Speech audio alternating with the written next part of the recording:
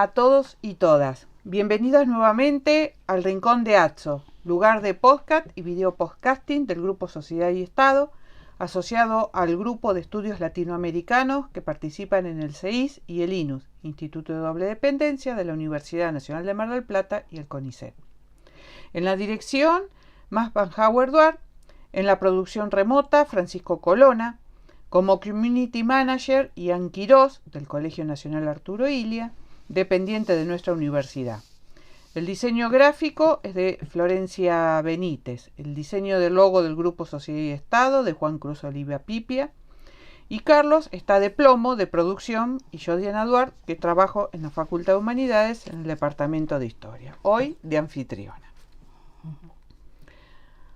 Hoy con nosotros nuevamente la profesora Laura Cabreja, miembro del Grupo Sociedad y Estado, con la cual vamos a analizar y departir sobre el último libro publicado por Carlos Mayo, ¿Por qué la quiero tanto? Historia del amor en la sociedad rioplatense, 1750-1860, publicado por la editorial Biblos en el año 2004. Vamos a hacer un poquito de historia. Los que cursamos Historia Colonial con Carlos en nuestra universidad, allá por los años 85, 86, nos llamaba la atención las observaciones que hacía con respecto al amor en el mundo colonial, pero por sobre todo a los desafíos que las mujeres debían afrontar.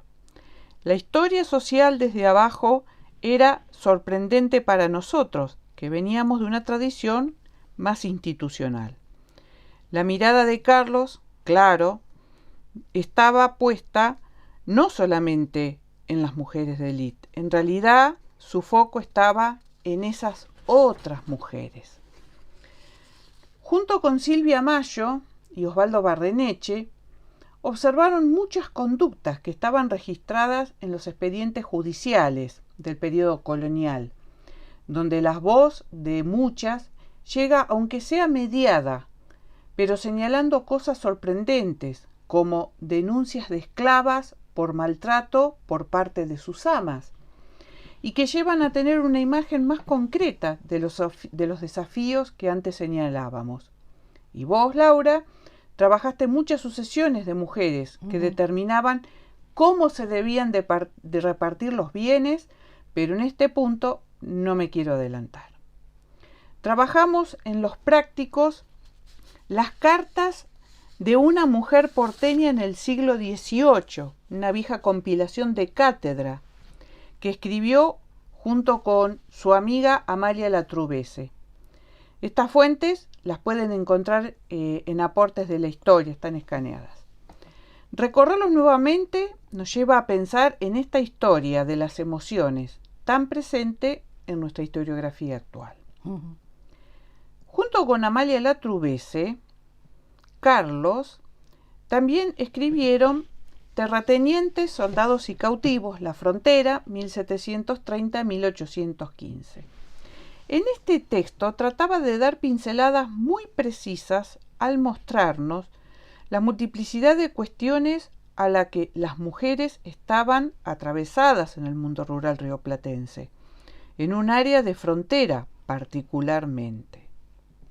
Las trenzas que encontró Osvaldo Barreneche en un expediente ameritarían un capítulo especial con Osvaldo. Y un día, Laura, nos tocó, a Ángela, a mí y a Carlos, trabajar en 1987 en el artículo La mujer robada, plebe rural y relaciones extramatrimoniales, 1750-1830, cuya autoría también está incorporada a Amalia Latrubese. Ese artículo lo pueden también encontrar escaneado en aportes.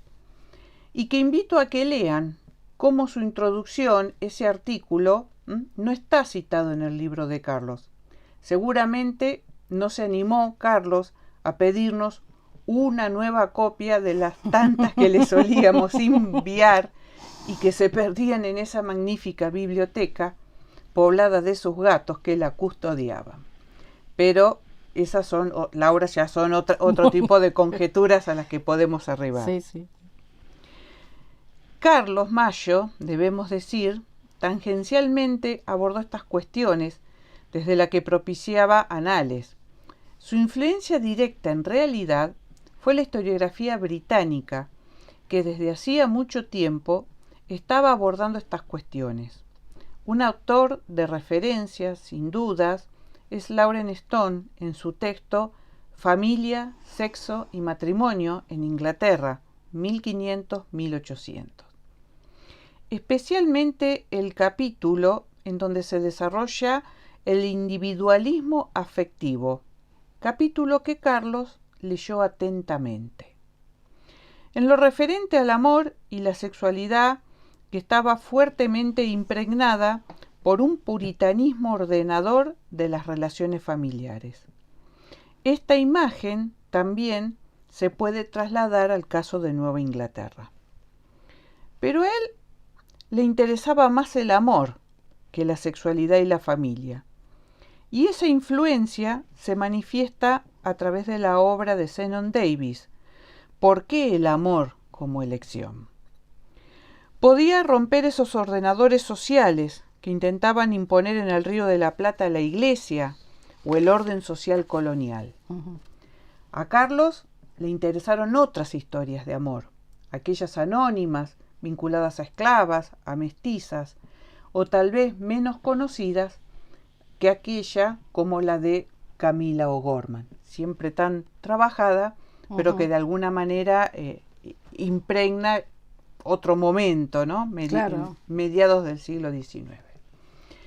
Dicho esto, y esta presentación, le damos entonces el paso a Laura para que nos empiece a semblantear y a presentar el libro de Carlos.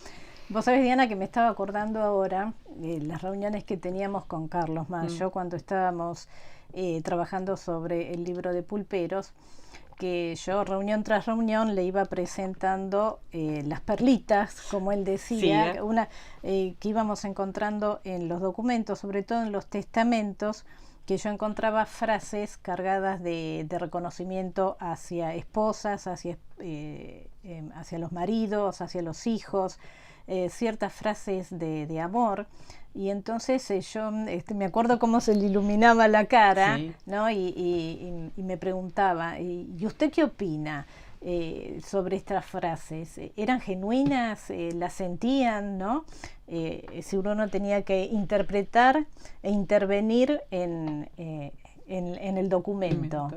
Y ahora me estaba acordando de eso, no me puedo olvidar nunca de la cara de Carlos cuando nosotros íbamos encontrando esas perlitas. Sí, ¿no? Le fascinaban. Oh, totalmente. Bueno, vos lo dijiste que este fue el último trabajo de investigación, aunque lo fue planteando a lo largo de toda su vida como investigador, y su último libro publicado por la editorial Biblos en el año 2004, ¿no? Y Mayo comienza el libro en el prefacio con una frase que plantea de entrada dos hipótesis, ¿no? Que él se propone investigar en la historia del amor romántico en la sociedad rioplatense desde 1750 hasta 1860 y plantea dos hipótesis audaces, ¿no? Primero, que el amor tiene historia, dice, y que parece ser que la sociedad rioplatense tiene acaso una manera particular de querer, ¿no? Y estas dos ideas lo van a acompañar a lo largo de todos los capítulos del libro. No cabe duda que el amor tiene historia, nos dice Mayo, y que cada época tiene una manera diferente de representar este sentimiento que es propio de la naturaleza humana. Por ejemplo, el amor espiritualizado del romanticismo está opuesto al amor sensual o sexual del siglo XX. También plantea, como ocurre muchas veces con el objeto de estudio, fue perfectamente consciente a lo largo de toda la investigación de los peligros y las limitaciones que lo acechaban, ¿no? Como por ejemplo que el amor se puede mentir, que se puede ocultar o que puede permanecer inconfeso, ¿no? Esto sucede casi siempre con nuestro métier, ¿no? Que bueno, el pasado es irrecuperable y nosotros sabemos que siempre hay aspectos de la experiencia humana que están ocultos a nuestra mirada. Es así. Aclara que la peor trampa que puede ofrecer la investigación es el amor mentido, ¿no? Y el que miente amor se esmera en describirlo de tal manera para que éste sea más verosímil y creíble posible. Entonces hace que los amantes embaucadores son los que mejores definen al amor, ¿no? por oposición y por contradicción, ¿no?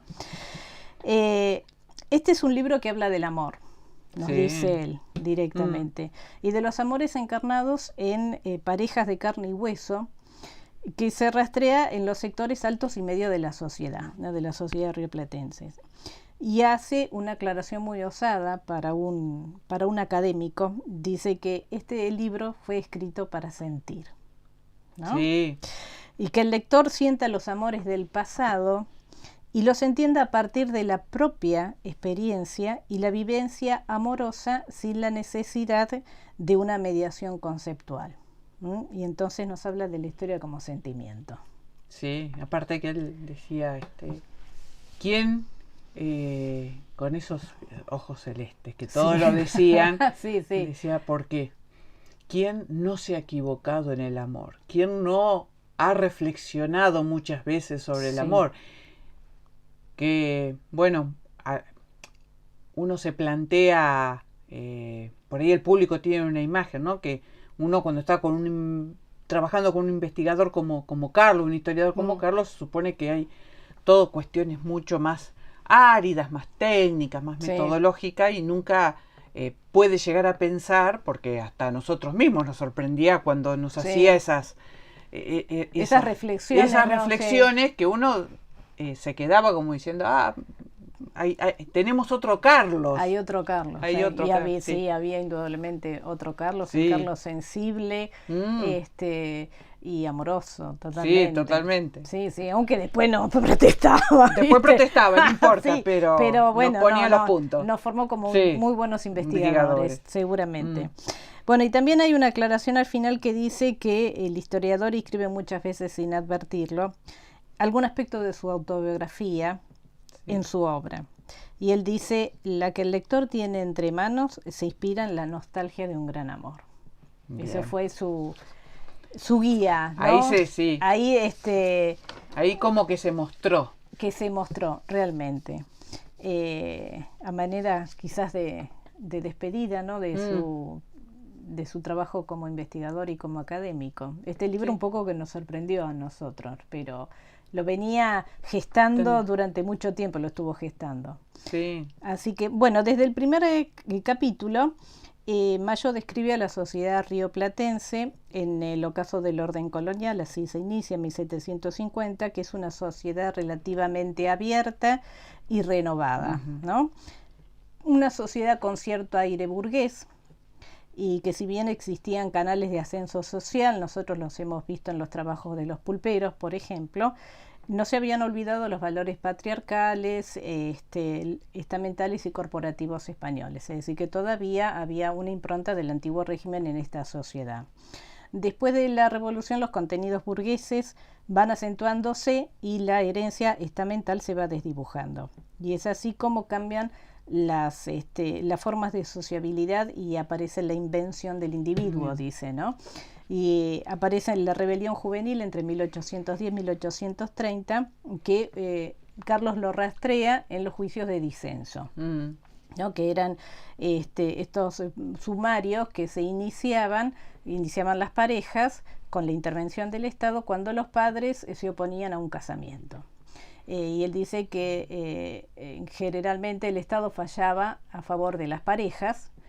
El caso más conocido es el de Mariquita Sánchez y Martín Thompson, ¿no? Dice que en 61 juicios, en 38 casos, el Estado falla a favor de la pareja. Y entonces hay un Estado interviniente y está la legitimación de la pasión. Bueno, a lo largo de varios capítulos y con una gran tarea hermenéutica, Mayo nos deleita con sus observaciones y sus conclusiones. a medida que va finalizando cada capítulo va dando alguna conclusión. Con la llegada de la generación romántica de 1837, el tema del amor pasó a ocupar un lugar central en la literatura y en la sensibilidad de los sectores altos y medios de la sociedad rioplatense. Y concluye que el romanticismo tuvo un gran impacto en la manera de vivir y concebir el amor en la época de Rosas, ¿no? Y fue así como el romanticismo llega a una sociedad que ya estaba penetrada del amor romántico. Sí. Y eso la define como muy, muy particular a la sociedad rioplatense. El libro termina todo con un apéndice de cartas. La mayoría son cartas conocidas, cartas de personajes famosos de la historia argentina, como las cartas de Lavalle a Dolores Correa, las cartas entre Mariano Moreno y Guadalupe Cuenca, están las de Tomás Guido, transcriptas maravillosamente. Y ahora, bueno, me permito contar una experiencia personal que tuve en el Archivo General de la Nación. Cuando yo era chica, leí una biografía de Juan Lavalle escrita por González Arrilli. Era un libro que había encontrado en la biblioteca de mi papá, con edición del año 44, un libro viejo. En este trabajo González Arrilli reconstruye la vida de Lavalle a partir de su epistolario. Y recuerdo que en uno de nuestros viajes a Buenos Aires, al Archivo General de la Nación, compartiendo una cena con Daniel Virgili, yo le comento de esta historia, ¿no? Que cuando yo leí esas cartas quedé enamoradísima de este Lavalle romántico, y esas cartas dirigidas a su esposa que terminaban con un "hasta mis cenizas te amarán". Bueno, se lo comenté. Pasaron unos días y una tarde, estando en la sala de investigadores del Archivo General de la Nación, aparece Daniel, siempre con su sexto sentido, con una carpeta forrada en terciopelo que decía "Donación Familia Lavalle". Yo abro la carpeta, él me dice: "Mira lo que te encontré". Abro la carpeta y estaban todas las cartas originales de Juan Lavalle. Y obviamente empecé a leerlas y encontré aquellas famosas cartas de amor dirigidas a su esposa Dolores Correa.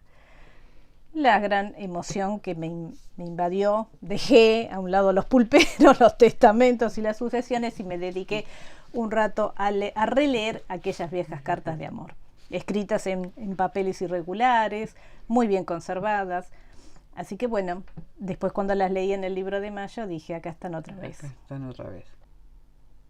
Bueno, y en este tema, ¿no?, de estas cartas, en donde muchas veces los epistolarios se dan a la distancia, pero distancias importantes, porque para el periodo que tomó Carlos, por ejemplo, el tema de Lavalle o de Guido es un personaje que a mí me llamó muchísimo la atención, porque evidentemente Guido va siguiendo la campaña militar, está acompañando a San Martín, pero evidentemente hay otras ocupaciones, y por momentos da la sensación como que Guido está retrasando su retorno a Buenos Aires. Y cuando le escribe a su esposa le está reclamando que cuándo vas a venir, qué es lo que está sucediendo, y bueno, que las obligaciones, que la patria.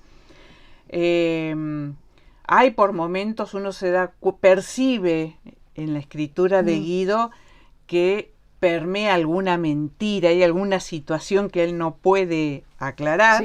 Me parece que amorosa, evidentemente, algún amor en el norte argentino que lo está reteniendo, y el reclamo, ¿no?, permanente de la mujer. Y una cosa que le llamaba fuertemente la atención a Carlos era la capacidad que tenía Guido para ir esquivando todos los reclamos. Tenía una retórica que era fantástica. El que quiera, por favor, fíjese, porque esas cartas no tienen desperdicio. Totalmente, O sea, como aparte de su tarea militar, que no era poca, y dada la situación, pero se daba tiempo para generar un epistolario riquísimo con su esposa. Y acá hay una muy breve Quería leer, para no alargar, una de las cartas que Vicente Fidel López le escribe a su Carmen Lozano. Y esta está escrita desde Chilecito el 29 de diciembre de 1840. Y le dice: señorita doña Carmen Lozano, mi vida, no tengo tiempo sino para decirte que te idolatro y que ansío por verte y abrazarte.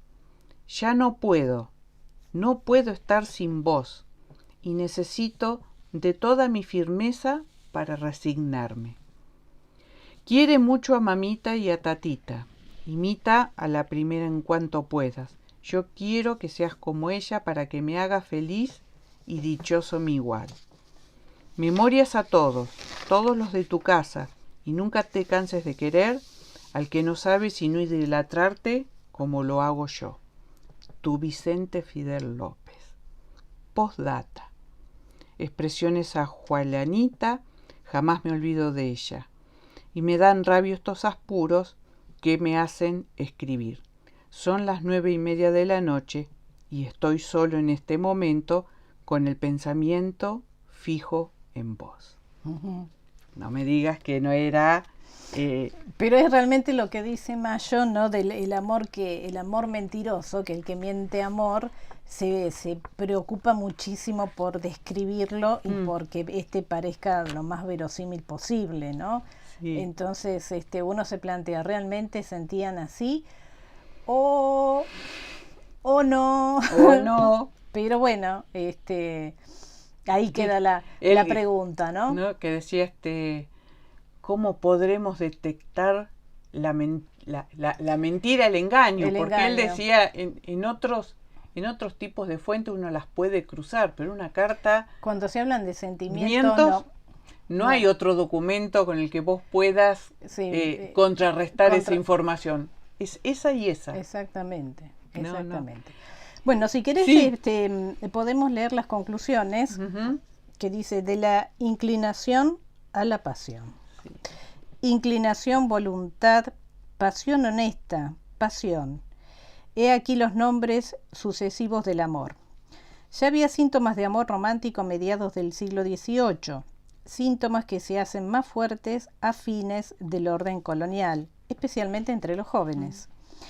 Esos amores desiguales desafían el orden estamental y el patriarcado. La pasión, especialmente entre los jóvenes, era condenada. Con la llegada de la revolución soplan aires igualitarios y surge el individuo. Más que el linaje y el estatus, los novios destacan ahora sus condiciones personales y su laboriosidad, y las mujeres resaltan sus bellas cualidades. Cuando llegó el romanticismo a la sociedad rioplatense, ésta estaba preparada para recibirlo.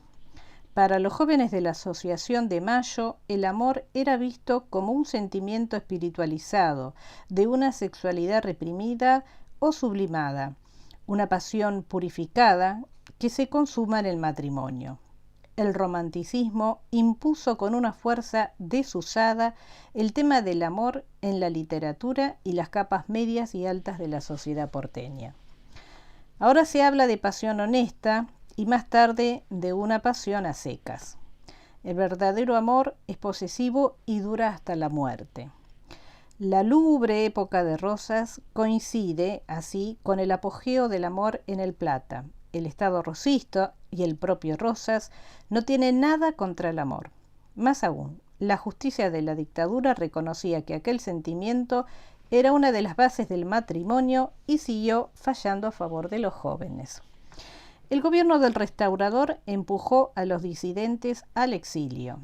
Allí estos conocerían a otras mujeres y vivirían una honda tensión entre el deber y el amor. Después de Caseros, la prensa porteña empezó a reivindicar la pasión amorosa. Para los diaristas de Buenos Aires, la pasión es noble, suprema, un torbellino que enaltece el corazón, aunque a veces pueda ser egoísta y traer aparejada alguna desilusión. En general, como vimos, el amor despierta un discurso exaltado en los articulistas. la pasión ya no es uniformemente condenada, hay pasiones nobles como el amor y la amistad. Se cerraba el ciclo. Y así concluye su trabajo Carlos Mayo.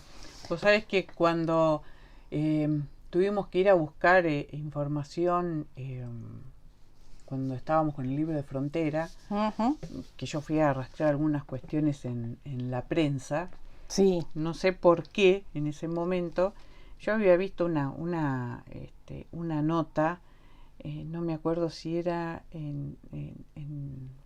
no me acuerdo en este momento el periódico, pero estábamos bordeando el año 34, 35, 1834, 1835. Sí. Y le comenté a Carlos, sí, le digo, encontré estas notas, se está hablando de la preocupación de la frontera, etcétera. Le digo, no, le digo, y a un costado había una especie de pequeña crónica que se había suscitado así como una discusión en un bar. Claro, como nosotros teníamos acumulado a la pulpería, era como que se nos iban sumando una discusión que se había suscitado tipo así con ribete de escándalo entre dos mujeres, y parece que la cuestión era porque había un varón en el de por medio, ¿no? O el amor o el engaño. Y Carlos estaba, al final terminó más fascinado por, sí, claro, por la nota del escándalo, por esa historia aleatoria que por lo que yo había encontrado acerca de cómo iban a regular el tema de las guarniciones de frontera. Pero bueno, ahí sí se demuestra por la diferencia de tiempo entre el que se hizo y que ya había algo que le estaba dando vuelta. Que le estaba dando vuelta en la cabeza. Así que, bueno, la verdad fue una experiencia hermosa. Es el Carlos sentimental, no es el académico serio. No es o sea, sí es el lado tal vez menos conocido de un académico, que son los sentimientos. Así que, Laura, muchas gracias. Gracias a vos, al grupo. Y bueno, a todos, muchísimas gracias por acompañarnos en esta entrega. Y como siempre les decimos, si les gustó, denos un like en el canal de YouTube. Síganos en nuestra página, la de Aportes de la Historia. Y como de costumbre, muchas gracias por acompañarnos y ya nos veremos en un próximo Rincón de Atzo. Buenas tardes y gracias.